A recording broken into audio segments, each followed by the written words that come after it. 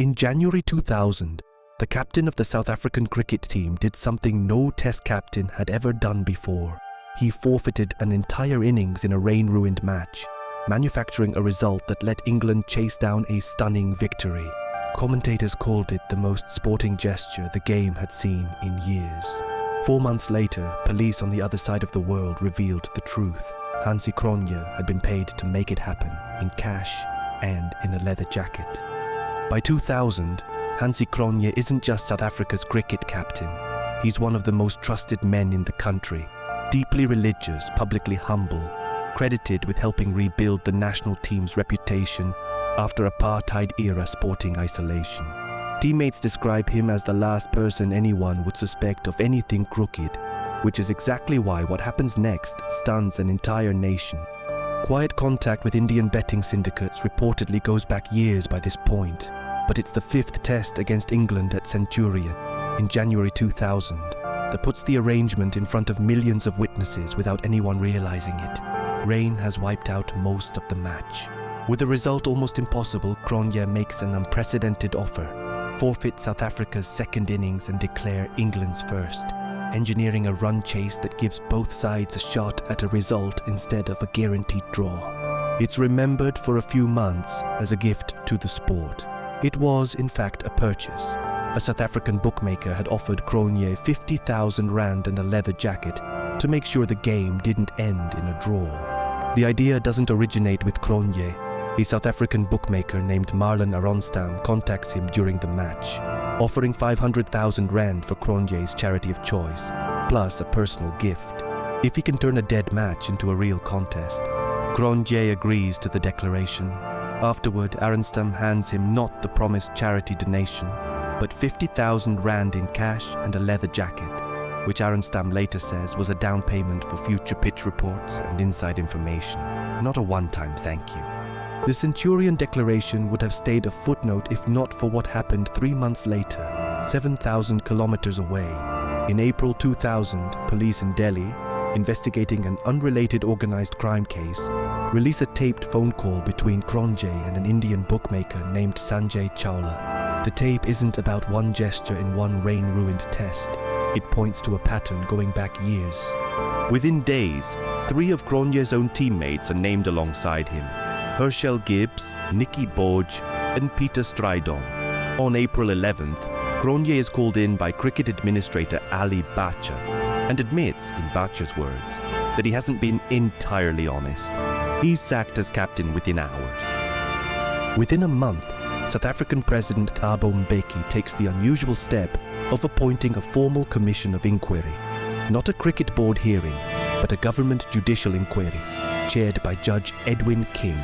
It begins hearings on June 7, 2000, broadcast live to a country that has never seen anything like it. A national sporting hero, testifying under oath, about to explain exactly how much of his career was for sale. What the King Commission hears over the following weeks goes back much further than one test match, and implicates far more of the team than anyone expected.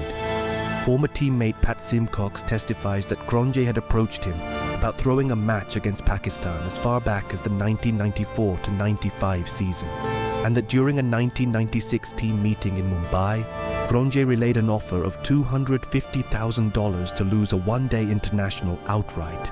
The team, according to Simcox, turned it down, but the door had clearly been left open.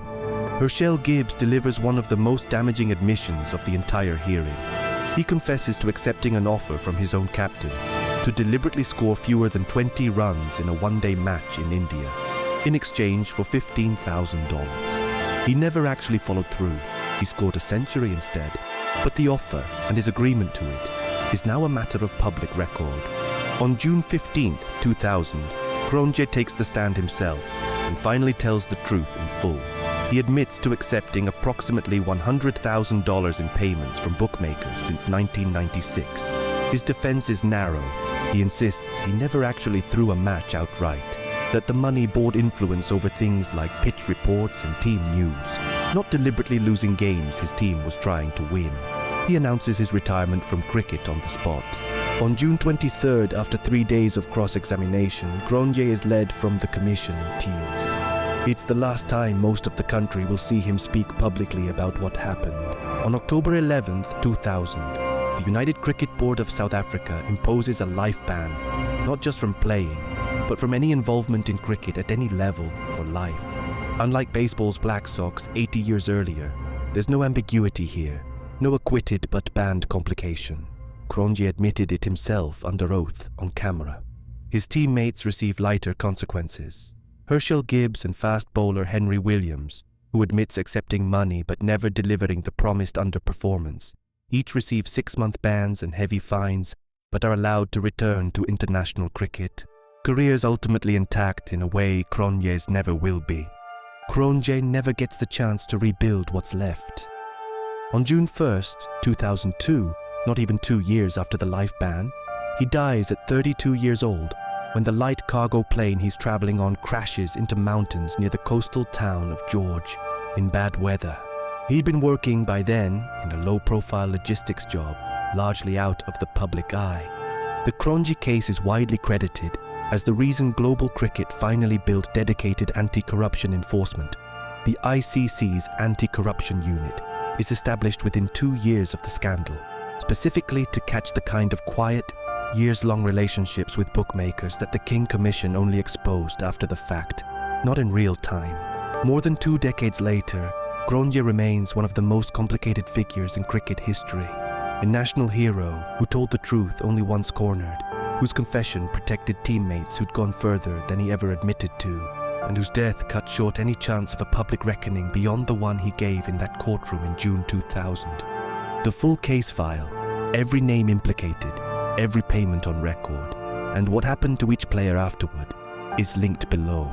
If you want to know which scandal we're opening next, subscribe. There's a new file every Tuesday and Friday.